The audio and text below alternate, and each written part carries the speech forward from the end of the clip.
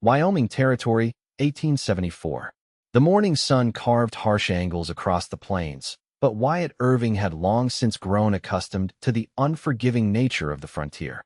At 25, he already wore the weathered resolve of a man who'd seen the brutal side of the West, his lean frame hardened by years driving cattle and dodging trouble. His handsome features remained unmarred save for a thin scar above his right eyebrow, a reminder that trust was a luxury few could afford in these parts. A man stands alone out here, he often told himself while watching the sun sink behind distant mountains. The moment you let someone in is the moment you give this land power to break you. Wyatt had seen it happen too many times. Strong men reduced to hollow shells after losing wives to childbirth, disease, or the countless other threats that haunted frontier settlements. His own parents had perished when raiders attacked their homestead when he was just 14, leaving him to fend for himself with nothing but his father's old colt and a bitter understanding of survival. Now he worked for the Diamond K Ranch, driving cattle and keeping to himself. The other hands respected his skill with horses and his steady nerve during stampedes, but few could claim to know the man behind those guarded blue eyes. Wyatt preferred it that way, close enough to civilization for necessities, but distant enough to avoid entanglements. The ranch provided shelter, food, and purpose without demanding the parts of himself he'd locked away years ago. What Wyatt truly wanted was simple: enough money saved to claim a small piece of land far from others, where he could live by his own rules without fear of loss. What he failed to recognize was the hollow ache that grew with each passing season, the loneliness that no amount of solitude could ease. Spring came early that year, bringing with it the vibrant green that momentarily transformed the rugged landscape. Wyatt rode fence-line patrol on the western boundary of Diamond K property, checking for breaks that might tempt cattle to wander. The work was solitary but straightforward, exactly how he preferred his days. The sound reached him before he spotted its source, a soft, broken sobbing carried on the morning breeze. Wyatt reined in his mount, hand instinctively dropping to his revolver. Sounds without visible causes often meant trouble in this territory. Following the sound, he crested a small rise to discover an old stone well, remnants of some abandoned homestead, and beside it, a young woman with her face buried in her hands. Her shoulders shook with each sob, her slender frame nearly swallowed by the faded blue calico dress she wore. A small wagon sat nearby, one wheel clearly broken, its contents partially scattered on the ground. Wyatt hesitated. Strangers meant complications, and a woman alone meant even more. The sensible choice would be to ride on, perhaps mention it to the sheriff when next in town. Yet something in her utter despair kept him rooted in place. "Miss," he called, keeping his distance. "Are you hurt?" The woman startled, rising quickly and wiping at her eyes. She was younger than he'd initially thought, perhaps 20, with honey blonde hair escaping a simple braid and eyes the color of summer cornflowers, now reddened from crying. Her face held a natural beauty that even grief couldn't diminish. I'm not hurt," she managed, trying to compose herself. Just at my wit's end is all." Wyatt dismounted, approaching cautiously. "Name's Wyatt Irving. I ride for the Diamond K." He gestured toward the wagon. "Trouble with your wheel?" "Penelope Hayes," she replied, attempting a curtsy that seemed strangely formal given their surroundings. "And yes, the wheel broke nearly 2 miles back. I managed to coax the horse this far, but now—" She gestured helplessly at the scattered belongings. "Everything I own is right here, and I've got no way to reach town before nightfall." "Where are you headed?" Wyatt asked, examining the damaged wheel. "Jefferson Creek. I'm to be the new schoolteacher." She straightened her shoulders slightly, pride momentarily overcoming distress.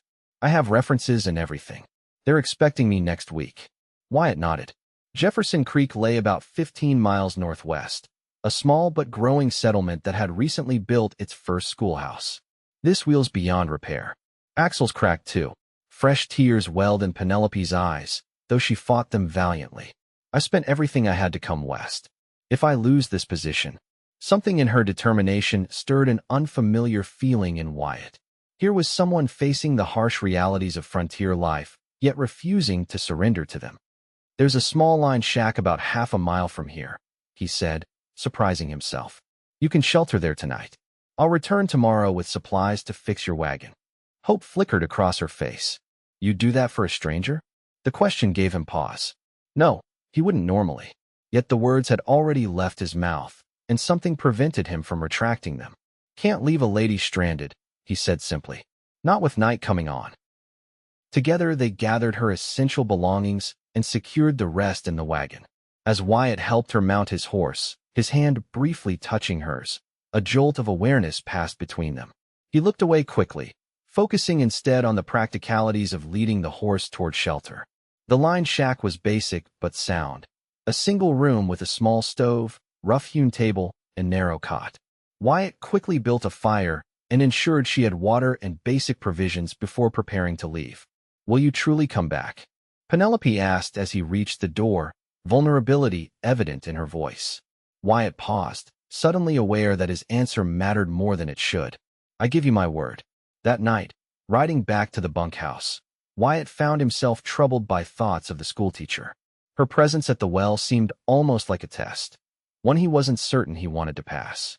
Involvement led to attachment, and attachment inevitably led to loss. These were the truths the frontier had taught him. Yet when morning came, he found himself collecting repair materials and heading back toward the line shack before the sun had fully risen. What Wyatt didn't expect was to find Penelope already awake, the small cabin swept clean, a pot of coffee brewing on the stove. She'd washed her face and braided her hair, though her dress remained rumpled from travel. I thought you might be hungry, she said, offering a tin cup of steaming coffee. Thank you, he replied, somewhat disarmed by her consideration. Most people he encountered took whatever kindness was offered without thought of return. As they walked back to her wagon, Penelope shared her story. She'd come from Pennsylvania after losing her parents to influenza. With no family remaining and limited prospects in her hometown, the teaching position out west had seemed like providence. I've always believed that new beginnings are possible, she explained. That even when everything seems darkest, there's opportunity to rebuild. Wyatt said little as he worked on the wagon, but her words resonated uncomfortably. New beginnings were fantasies people clung to before the frontier stripped away their illusions. As he secured the repaired wheel, a cloud of dust on the horizon caught his attention. Riders, at least 5, moving fast in their direction. Instinct told him this wasn't a friendly encounter. Get behind the well, he instructed Penelope, drawing his revolver. Now, to her credit, she didn't question him, moving swiftly to take cover as the riders approached. Wyatt recognized them immediately, the Sutton brothers and their gang, cattle rustlers who'd been terrorizing local ranches. They'd reportedly killed 2 men during their last raid. Well now, what have we here? The leader, Eli Sutton, reined in his horse, eyeing both Wyatt and the partially visible Penelope. Looks like we interrupted a romantic morning. Just helping with a broken wagon, Wyatt replied evenly, keeping his revolver visible but lowered. No trouble here. Eli's gaze lingered on Penelope. That's a mighty pretty passenger you've got. Maybe she'd prefer traveling with us instead. Wyatt's grip tightened on his weapon. The lady's headed to Jefferson Creek. She's expected there. Is she now? Eli grinned, revealing tobacco-stained teeth. Well, plans change. We've been riding hard. Could use some companionship. Behind him, Wyatt heard Penelope's sharp intake of breath. 5 against 1 were impossible odds, but the alternative was unthinkable. She's not going anywhere with you, Wyatt stated, voice hardening. What happened next occurred with startling speed. As Eli reached for his gun, Penelope appeared beside Wyatt, a small Derringer pistol steady in her hand. I believe the gentleman made himself clear, she said, her voice remarkably steady. The standoff lasted only moments before Eli reluctantly raised his hands in mock surrender. Seems we misjudged the situation, boys. Ladies already spoken for. He tipped his hat with exaggerated politeness. No hard feelings, I hope. We'll be on our way. Only when the riders disappeared over the ridge did Wyatt release his breath. He turned to Penelope, unable to hide his surprise at the small weapon still clutched in her hand. My father insisted I learn to protect myself, she explained, tucking the Derringer into a hidden pocket. I may be a schoolteacher, but I'm not naive about the dangers out here. Something shifted in Wyatt's perception of her. This wasn't some helpless eastern flower that would wither in the harsh reality of frontier life. Penelope Hayes possessed steel beneath her gentle exterior. "I should get you to Jefferson Creek," he said finally. "Those men might return." The 15-mile journey passed more quickly than either anticipated. Penelope proved to be an engaging conversationalist, sharing stories of her teaching experiences back east while asking thoughtful questions about the territory. Wyatt found himself gradually relaxing, offering more than his usual terse responses. Jefferson Creek emerged on the horizon by mid-afternoon, a collection of wooden structures forming a modest main street, with scattered homesteads visible in the distance. The newly constructed schoolhouse stood proudly at the town's edge, painted white with a small bell tower. "It's perfect," Penelope whispered, eyes brightening at the sight. Wyatt escorted her to the boarding house where arrangements had been made for her lodging. Mrs. Abernathy, the proprietress, welcomed Penelope warmly while regarding Wyatt with open curiosity. "I should get back to the ranch," Wyatt said awkwardly, suddenly aware of how reluctant he felt to leave. "Thank you," Penelope replied, genuine gratitude in her eyes. "I don't know what would have happened if you hadn't come along. Just happened to be riding by," he shrugged, uncomfortable with her appreciation. As he turned to leave, Penelope called after him. "The children start lessons next Monday. Perhaps you could visit sometime? I'm sure they'd love to meet a real cowboy." Wyatt nodded noncommittally, already telling himself he wouldn't return. Entanglements led to complications. Complications led to pain. These were the equations by which he'd survived. Yet 3 days later, he found himself requesting an afternoon off from the foreman and riding toward Jefferson Creek. The schoolhouse buzzed with activity as Penelope organized books and supplies. Her face lit with surprise and pleasure when he appeared in the doorway. "You came," she said simply. "Just passing through," he lied, removing his hat. Over the following weeks, Wyatt's passing through became a regular occurrence. He helped build shelves for the schoolroom, repaired leaking roof sections, and eventually began staying to listen as Penelope read aloud to him from her collection of books. Her voice, melodious and expressive, transported him to worlds he'd never imagined. Spring blossomed into summer, and with it, Wyatt's carefully constructed walls began crumbling. Penelope's unwavering belief in possibility, in beauty existing alongside hardship, challenged everything he'd accepted as truth about frontier life. When she smiled at him, the loneliness that had been his constant companion seemed to retreat. The people of Jefferson Creek noticed the blossoming relationship.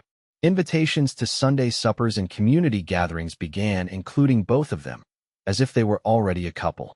Wyatt initially resisted such assumptions, but found himself unable to deny the comfort he felt in Penelope's presence. One evening in late July, they walked along the creek that gave the town its name. Fireflies dotted the gathering dusk, and somewhere in the distance, a whippoorwill called. "I received a letter today," Penelope said, breaking a comfortable silence. "From the county education supervisor." Wyatt tensed, instantly fearing news that would take her away. "What did it say?" "They're pleased with the school's progress. They've offered to extend my contract for another year, with increased salary." She looked up at him, moonlight illuminating her features. "I told them I'd consider it." "Consider it?" Wyatt frowned. "I thought you loved teaching here." "I do," she acknowledged. "But I need to be certain about other aspects of my future." Her meaning was clear, and panic flared in Wyatt's chest. They stood at a precipice he'd sworn never to approach. Caring for Penelope already exceeded the boundaries he'd set for himself. Anything more invited devastation. "Penny," he began, using the nickname he'd given her weeks earlier. "This territory breaks people. It takes and takes until there's nothing left. Or," she countered gently, "it reveals what we're truly made of. I've seen both sides, Wyatt. The harshness and the beauty. The danger and the possibility." Her hand found his. "We don't have to face it alone." Before he could respond, shouting erupted from the direction of the town. They ran back to discover chaos. The Sutton gang had returned, this time targeting Jefferson Creek's small bank. Gunshots echoed through the previously peaceful evening. Sheriff Miller lay wounded outside the bank, townspeople crouching behind whatever cover they could find. Wyatt immediately pushed Penelope toward the relative safety of the general store. "Stay here," he ordered, drawing his revolver. "Wyatt, don't." Fear etched her features. "I can't let them terrorize this town," he said. "Your town." Working with several other men, Wyatt helped coordinate a defensive position. The ensuing gunfight lasted less than 20 minutes, but felt like hours. When it ended, 2 of the Sutton gang lay dead, another wounded, and the remaining 2, including Eli, had been captured. In the aftermath, as the town doctor tended the injured, Wyatt searched frantically for Penelope. He found her at the schoolhouse, comforting several children who'd been caught in town during the attack. Relief flooded through him at the sight of her unharmed, followed by a clarity that struck with the force of revelation. The very thing he'd feared most, caring too deeply, had already happened without his permission, and rather than weakening him, it had given him something beyond himself to fight for. That night, as the town settled back into an uneasy calm, Wyatt made his decision. He approached Penelope as she closed the schoolhouse for the evening. "I've been a fool," he said without preamble. She tilted her head. "How so?" "I convinced myself that safety meant isolation, that caring for someone was a liability." He took her hands in his. "But tonight I realized something. When those shots were fired, my first thought wasn't for myself. It was for you." Tears gathered in Penelope's eyes. And it didn't make me weaker. It made everything clearer." He struggled to find words adequate for the magnitude of his realization. "I've been surviving, but that's not living. You showed me there's more." The weight of his declaration hung between them, years of carefully maintained barriers collapsing in an instant. "I can't promise this territory won't be hard," he continued. "But I can promise you won't face it alone. Not ever again." Their first kiss, tender and reverent, sealed a promise neither had expected to make when they'd first met at that abandoned well. The transformation in Wyatt became evident to everyone in the weeks that followed. He took a position as the town's deputy, working alongside Sheriff Miller once the man recovered. His quiet competence earned respect, while his growing openness, a direct result of Penelope's influence, won friendship. Their courtship progressed with the same determined purpose that characterized both their personalities. By harvest time, with golden light painting the surrounding plains, Wyatt proposed properly, with a small silver ring purchased from a traveling merchant. "I once thought the frontier took everything worth having," he told her as he slipped the ring onto her finger. "But it gave me you." They married in the schoolhouse on a crisp October afternoon, the entire town attending. Penelope wore a cream-colored dress with blue ribbons that matched her eyes, her honey-blonde hair adorned with wildflowers. Wyatt stood tall in a new black suit, nervousness and joy battling for dominance in his expression. "Do you remember what I said when I found you crying by that well?" Wyatt asked later that evening as they stood on the porch of the small house they would share, gazing at stars scattered like diamonds across the vast Wyoming sky. Penelope smiled. "You said, 'Are you hurt, miss?'" Wyatt laughed softly. "Not those words. What I promised in my heart when I saw your tears." He drew her close, his voice dropping to a whisper. "No more tears, just forever. That's what I silently vowed. And I mean to keep that promise, Penny. Every day we have together." The years that followed tested that promise, as frontier years inevitably did. They weathered harsh winters, drought summers, and the 1,000 natural challenges of building a life in the territory. Their home expanded to accommodate first one child, then another, a boy with Wyatt's quiet determination and a girl with Penelope's compassionate spirit. The school flourished under Penelope's guidance, eventually requiring an assistant teacher as more families settled in the area. Wyatt served as deputy until Sheriff Miller retired, then took on the badge himself, earning a reputation for fairness tempered with mercy. What never changed was the foundation they'd built together, the understanding that life's harshest realities could be faced together, that vulnerability wasn't weakness but strength shared between two hearts. The frontier that Wyatt had once viewed as an adversary became the backdrop for a life richer than he'd ever imagined possible. On summer evenings, they often returned to the creek, watching their children chase fireflies while they sat hand in hand, the comfortable silence of deep love between them. Sometimes Penelope would catch Wyatt looking at her with wonder, as if still amazed by the journey that had brought them together. "What are you thinking?" she would ask. And Wyatt would smile, the guardedness long gone from his eyes. "I'm thinking about a broken wagon wheel, a schoolteacher's courage, and how sometimes the things we fear most turn out to be the very things that save us." The abandoned well where they'd first met eventually became part of their own property, as Jefferson Creek expanded and Wyatt purchased adjacent land. Rather than filling it in, they restored it, adding a stone marker that bore a simple inscription, "Where tears ended and forever began." For Wyatt Irving, who had once believed the frontier allowed no place for love, it stood as a daily reminder of how wrong he'd been, and how grateful he remained for the woman whose tears by a well had ultimately led him home.